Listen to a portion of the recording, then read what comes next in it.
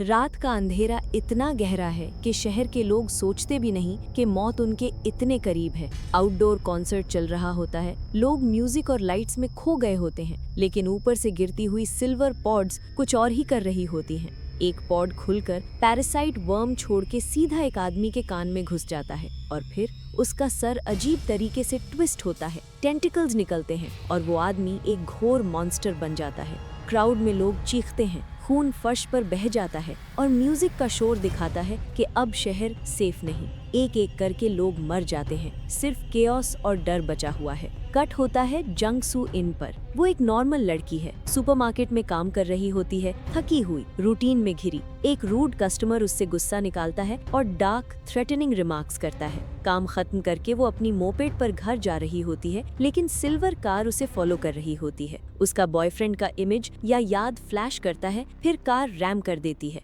उसका अटैकर चाकू निकालकर रिपीटेडली स्टैब करता है। सू इन जमीन पर गिरती है, खून बह रहा होता है और लगता है कि वो मर गई है। लेकिन रात का अंधेरा और पैरासाइट का इंटरवेंशन अलग ही लेवल का होता है। एक और पॉड गिरता है और पैरासाइट सू इन जिस्म में घुस जाता है। दिमाग तक नहीं पहुंचता, लेकिन अटैकर का एंड होता है। सडन टेंटिकल लाइक मूव से अटैकर का खून हवा में उड़ जाता है। सुबह होती है, सू इन हॉस्पिटल में होती है। वुंड्स जैसे कि हीलिंग मिरेकल हो गई हो। डॉक्टर्स कंफ्यूज्ड और डिटेक्टिव चुल में नाता है। उसका पास्ट कनेक्शन हमेशा से मिस्टीरियस। उस रात सू इन को समझ आता है कि अब उसका हाथ अलग है। कभी खुद मूव करता है, कभी कुछ खतरा महसूस करते ही रिएक्ट करता है। पैरासाइट उसके हाथ में अलाइव और कॉन्शियस भूखा है। ये होस्ट और पैरासाइट का अनईजी कोएग्जिस्टेंस शुरू होता है। सू इन कंफ्यूज्ड, डर रही होती है, लेकिन समझती है कि जिंदा रहना दोनों के लिए इम्पोर्टेंट है। सीन शिफ्ट होता है सेओल कांगवू पर। वो ऑर्गेनाइज्ड क्राइम में होता है। फैमिली स्ट्रेंज बिहेव कर रही होती है और उसकी बहन मिसिंग होती है। चर्च फ्लायर और सेजन चर्च हिंट दिखाता है कि ये पैरासाइट का काम है।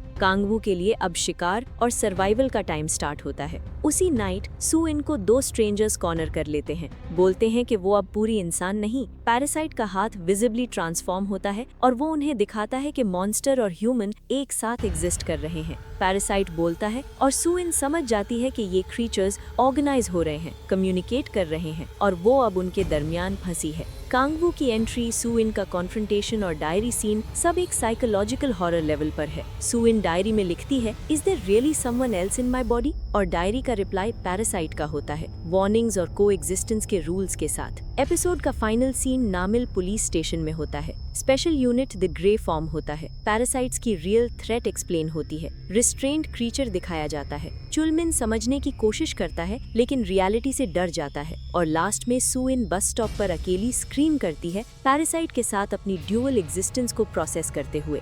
एपिसोड 1 यहीं खत्म होता है। सू इन जिंदा है, नॉर्मल नहीं। पैरासाइट्स और द ग्रे का गेम शुरू हो चुका है और टेंशन सिर्फ बढ़ने वाली है।